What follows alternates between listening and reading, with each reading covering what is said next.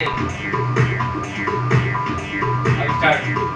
देनी मार देले खींच के तमाचा ही हंस देले।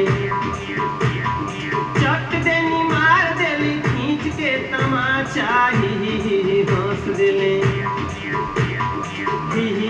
हंस देले हंस देले रिंकिया के पापा ही हंस देले। रिंकिया के पापा ही हंस देले।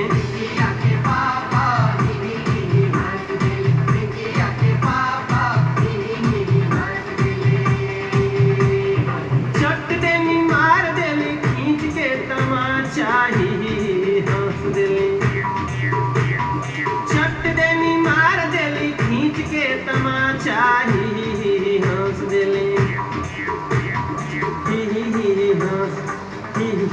हंस देल रिंकिया के पापा ही